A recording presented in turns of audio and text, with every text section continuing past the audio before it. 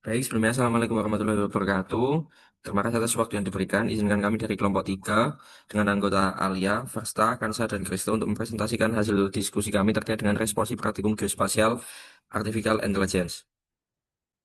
Selanjutnya dalam pembuatan respons ini, kami melakukan pemrosesan data dengan diagram alir sebagai berikut. Untuk wilayah kajiannya, kami berada di daerah Tapak Tuan, Keluet Selatan hingga Keluet Utara yang berada di kawasan pesisir, lahan pertanian dan perbukitan yang ada di Sumatera Utara, di mana sampel tersebut terdiri dari 5 kelas, yaitu Cloud, Gain, Loss, No Change, dan Shadow, yang masing-masing berjumlah 18 titik untuk memastikan representasi yang seimbang. Kemudian untuk proyek yang pertama yaitu shallow learning, di mana definisi singkatnya shallow learning merupakan pendekatan machine learning yang menggunakan model dengan jumlah lapisan yang sedikit yang terdiri dari satu tahap ekstraksi fitur dan satu tahap model. Shallow learning juga disebut sebagai tradisional machine learning yang merujuk pada teknik machine learning yang modelnya relatif sederhana. Untuk metode shallow learning yang kami gunakan adalah metode random forest, di mana random forest merupakan metode klasifikasi yang dilakukan untuk mengembangkan metode decision tree berdasarkan pemilihan atribut yang acak pada setiap node untuk menentukan klasifikasi. Nah, ini untuk prosesnya kami dari data hasil train RFA dan hasil tes RFA, kemudian kami olah untuk menggunakan random oversample, kemudian kami input hyperparameter dan menggabungkan semua parameter ke dalam satu grid pencarian. Kemudian kita mengkombinasikan parameter terbaik dari randomized search CV, kemudian pengujian parameter secara acak dan memilih performa terbaik. Kemudian kami melatih random forest dengan parameter terbaik. Nah, kemudian kami menyimpan modelnya dari rf_random.pkl, kemudian diperoleh hasil random forest. Kemudian dari hasil tersebut kami melihat bahwa random forest merupakan metode yang terbaik karena kami telah melihat dari akurasi tes melalui pengambilan akurasi melalui cross validation dan juga perbandingan akurasi tes dan akurasi cross validation sehingga diperoleh akurasi klasifikasi perubahan tutupan lahan dengan menggunakan algoritma random forest. Next. Nah, ini untuk hasil random forest classification report-nya, di mana diperoleh model random forest mencapai akurasi 1 atau 100% yang menunjukkan kemampuan klasifikasi yang sangat sempurna pada seluruh data uji. Kemudian seluruh metrik evaluasi precision, recall, dan F1 score memiliki nilai 1 pada tiap kelas yang menandakan tidak ada kesalahan klasifikasi. Kemudian setiap kelas 1 sampai 5 berhasil dikenali dengan benar tanpa false positif maupun false negatif. Konsistensi nilai metrik yang sempurna menunjukkan bahwa model mampu menangkap pola data dengan sangat baik. Namun, performa 100% ini juga bisa menjadi indikasi potensi overfitting, sehingga evaluasi lanjutan menggunakan data yang lebih beragam tetap diperlukan untuk memastikan kemampuan generasi objek. Nah, kemudian dari metode shallow learning yang random forest tadi diperoleh random forest confusion matrix, di mana confusion tersebut menunjukkan nilai diagonal yang sangat tinggi, menandakan semua kelas berhasil dikenali dengan benar. Hampir tidak ada data yang salah diklasifikasi ke kelas lain, sehingga misclassification sangat minimal dan tidak terjadi. Prediksi model konsistensi dengan label asli menggambarkan kemampuan model dalam memetakan pola data secara akurat. Performa tinggi ini tentu didukung oleh mekanisme random forest yang menggunakan banyak pohon keputusan dan melakukan voting terhadap hasil prediksi. Kesalahan dari satu pohon dapat dikoreksi oleh pohon lain, sehingga hasil akhir menjadi lebih stabil dan akurat. Meskipun menunjukkan hasil sempurna, evaluasi model dengan data independen tetap diperlukan untuk memastikan tidak terjadinya overfitting. Nah, ini untuk peta hasil klasifikasi perubahan tutupan lahan menggunakan algoritma random forest di wilayah Tapak Tuan, Kulit Selatan hingga Kulit Utara tahun 2022 sampai 2025. Nah, ini di area lossnya itu berupa vegetasi berubah menjadi lahan terbuka, terlihat di sekitar pemukiman, tepi jalan, serta perbatasan lahan pertanian dan hutan. Kemudian pola ini berubah menunjukkan peningkatan aktivitas manusia seperti pembangunan, pemukiman, pembukaan lahan baru, dan intensifikasi penggunaan lahan. Kemudian area gain muncul sebagai titik-titik hijau baru pada lahan sebelumnya kosong atau tidak terbentuk vegetasi. Penyebaran gen yang tidak merata dan terpisah-pisah mengindikasi proses vegetasi skala kecil atau pertumbuhan vegetasi alami yang masih terbatas. Selain itu, area no mendominasi peta, terutama pada kawasan hutan yang tetap terjaga, serta lahan pertanian yang pola pengelolaannya tidak banyak berubah, serta badan air yang tidak mengalami perubahan. Kondisi ini menunjukkan bahwa sebagian besar wilayah tidak mengalami perubahan fungsi lain yang signifikan selama periode 2022 sampai 2025. Area yang tertutup awan atau bayangan citra tidak dapat dianalisis secara penuh, sehingga perubahan di wilayah tersebut berpotensi tidak terekam. Baik, selanjutnya adalah neural network, di mana neural network ini adalah kumpulan algoritma yang dirancang untuk mengidentifikasi pola atau hubungan tersembunyi dalam suatu data dengan menurut cara kerja otak manusia dalam memproses informasi. Nah, model ini bekerja dengan mengoptimalkan bobot koneksi antar neuron menggunakan algoritma penurunan gradient untuk meminimalkan fungsi hilang atau loss function. Setelah itu, model tersebut digunakan untuk inference, yaitu memprediksi kelas perubahan untuk tiap pixel, baru dengan mengeluarkan probabilitas atau skor yang kemudian dikonversi ke label akhir berupa gain, loss, dan no change. Nah, untuk neural network sendiri, kita menggunakan cita centered dari Sentinel-2 dengan level 2 di sebagian Sumatera Utara dengan perekaman 2 Februari 2022 dan 19 Juni 2025 yang memiliki hasil CSV dalam bentuk final train.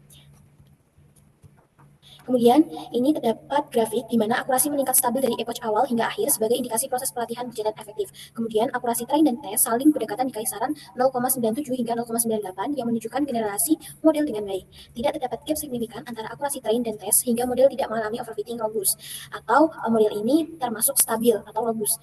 Trend loss yang terus menurun menegaskan bahwa pembaruan parameter berjalan optimal selama pelatihan. Konsistensi performa pada data uji membuktikan bahwa model robust dan mampu mengenali pola data baru dengan akurat. Kemudian dihasilkan bahwa akurasi mencapai 96,97,60%, di mana akurasi tersebut menunjukkan ketepatan klasifikasi model yang sangat tinggi pada data uji. Performa akurasi konsisten dengan grafik yang menunjukkan jarak minimal antara train dan tes sehingga tidak ada indikasi overfitting. Model melakukan inferensi efektif karena representasi fitur yang dipelajari juga sudah optimal. Mayoritas prediksi sesuai dengan target sehingga bobot dan bias berhasil membedakan pola antar kelas dengan baik. Komputasi dilakukan menggunakan tensor, kemudian itu memungkinkan bahwa operasi paralel menghasilkan efisiensi pada GPU sehingga mempercepat proses pelatihan dan evaluasi. Nah, ini dari peta hasil klasifikasi perubahan tutupan lahan dengan neural network itu dapat dilihat bahwa mayoritas berada pada kondisi no change, di mana itu didominasi tutupan hutan dan vegetasi yang stabil sepanjang tahun 2022 hingga 2025, terutama di bagian badan air juga. Nah, area loss terkonsentrasi di pesisir dan wilayah selatan yang dapat diindikasikan oleh akibat aktivitas manusia seperti pemukiman, pembukaan lahan, dan pembangunan infrastruktur. Selain itu, terdapat kelas gain yang muncul secara terbatas dan terpencar yang mengindikasikan adanya regenerasi vegetasi yang skalanya kecil. Kemudian, kelas fold dan shadow sangat sedikit akibat dari efek atmosfer masih ada, tetapi tidak mengganggu interpretasi utama yang dilakukan oleh neural network. Nah, pola perubahan menunjukkan tekanan pemanfaatan luar lebih dominan terhadap penurunan vegetasi, terutama pada wilayah beraksesibilitas tinggi sehingga perlu adanya pengelolaan lingkungan yang berkelanjutan. Dalam deep learning, nah, deep learning ini merupakan cabang dari machine learning yang menggunakan arsitektur jaringan syaraf, tiruan artificial neural network dengan banyak lapisan atau deep neural network. Nah, prinsip kerjanya adalah menirukan struktur dan fungsi otak manusia melalui jaringan yang saling terhubung. Selanjutnya yaitu membutuhkan jumlah data pelatihan yang sangat besar agar model dapat belajar representasi fitur secara optimal. Karena ukurannya yang besar diperlukan untuk mencapai akurasi yang tinggi dan untuk menghindari overfitting, yaitu kondisi ketika model hanya menghafal data pelatih dan gagal melakukan generalisasi. Dibutuhkan data augmentasi. Nah, teknik ini berfungsi untuk memperkaya keragaman data serta meningkatkan kemampuan model dalam melakukan generalisasi. Dengan augmentasi, mesin dapat mempelajari berbagai variasi data sehingga jumlah data yang tersedia untuk pelatihan juga meningkat. Nah, augmentasi dilakukan melalui operasi seperti rotasi, flipping, cropping, zooming, dan penyesuaian kecerahan sehingga citra tetap memiliki konten yang sama namun tampil dalam bentuk berbeda. Proses ini memperkaya keragaman dalam pelatihan dan meningkatkan kemampuan generalisasi pada model. Merupakan proses dari deep learning yang kami lakukan. Nah, kemudian dari hasil deep learning tersebut diperoleh grafik pemrosesan dengan EPOS 50, di mana dari grafik tersebut diperoleh kesimpulan yang pertama, model belajar dengan baik pada data training set yang ditandai dengan akurasi akhir yang cukup tinggi, yaitu mencapai 89%, nilai IO yang juga tinggi mencapai 0,8 sampai 0,82, serta nilai loss yang rendah pada di akhir pemrosesan, yaitu mencapai 0,24. Yang kedua, model tersebut mampu dijalankan dengan baik pada data validasi yang ditandai dengan akurasi akhir yang cukup baik, yaitu 86%, nilai IO validasi yang stabil di kisaran 0,7 sampai 0,75, dan nilai tes loss yang rendah pada nilai 0,3. Nah, fluktuasi pada data validasi dapat disebabkan karena yang pertama, dataset validasi lebih bervariasi sehingga beberapa batch lebih sulit diprediksi daripada batch lain. Yang kedua, ketidakseimbangan kelas atau dominasi pixel background yang membuat model sesekali salah memprediksi. Dan yang terakhir, ukuran batch terlalu kecil sehingga nilai metrik lebih mudah berfluktuasi. Okay, next. Nah, grafik yang kedua merupakan hasil pemrosesan pada EPOS 75, di mana pada grafik ini dapat disimpulkan yang pertama, model juga mempelajari dengan baik pada data training set yang ditandai dengan akurasi akhir yang lebih tinggi, yaitu mencapai 92%, nilai IO yang tinggi mencapai 0,85, dan nilai loss yang rendah, yaitu 0,18. Nah, kemudian model mampu juga dijalankan dengan baik pada data validasi yang ditandai dengan akurasi akhir mencapai 87%, nilai IO validasi stabil di kisaran 0,75, dan nilai tes loss akhir yang rendah dinilai 0,3. Fluktuasi juga terjadi pada grafik pemrosesan deep learning hasil EPOS 75 yang disebabkan karena yang pertama dataset validasi lebih bervariasi dan juga terdapat beberapa batch yang lebih sulit, misalnya karena ketidakseimbangan kelas atau dominasi pixel background. Okay, next. Nah, gambar tersebut merupakan peta hasil klasifikasi deep learning dengan epoch 50 yang memiliki kelebihan yang pertama menunjukkan hasil klasifikasi yang stabil pada area dengan tutupan vegetasi yang luas dan homogen. Yang kedua, pola vegetasi dan non-vegetasi teridentifikasi dengan konsisten pada wilayah yang kontra secara spektral. Dan yang terakhir, model memiliki kecenderungan generalisasi yang baik sehingga mutu hasil tetap terjaga pada area dengan kondisi spektral beragam. Namun memiliki kelemahan juga. Yang pertama, klasifikasi pada objek berukuran kecil seperti struktur bangunan atau elemen non-vegetasi berukuran sempit masih terbatas. Yang kedua, area dengan campuran vegetasi dan non-vegetasi cenderung terklasifikasi secara kurang rinci. Dan yang terakhir, batas antar kelas cenderung kurang tegas pada wilayah yang memiliki transisi tutupan lahan yang kompleks. Next.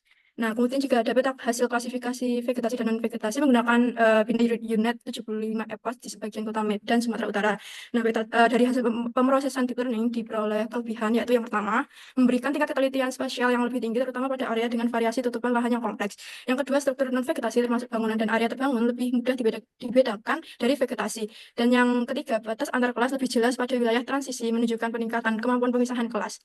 Namun memiliki beberapa kelemahan juga, ya. Itu yang pertama, sensitivitas yang lebih tinggi terhadap variasi spektral dapat menghasilkan ketidakkonsistenan klasifikasi pada beberapa area. Yang kedua, beberapa bagian wilayah menunjukkan fluktuasi kelas yang tidak seragam, terutama pada permukaan dengan perbedaan spektral yang kecil. Dan yang terakhir, ketelitian yang meningkat dapat menurunkan kestabilan hasil pada wilayah dengan tekstur permukaan tidak homogen. Oke, mungkin itu dari kelompok kami. Sekian. Terima kasih.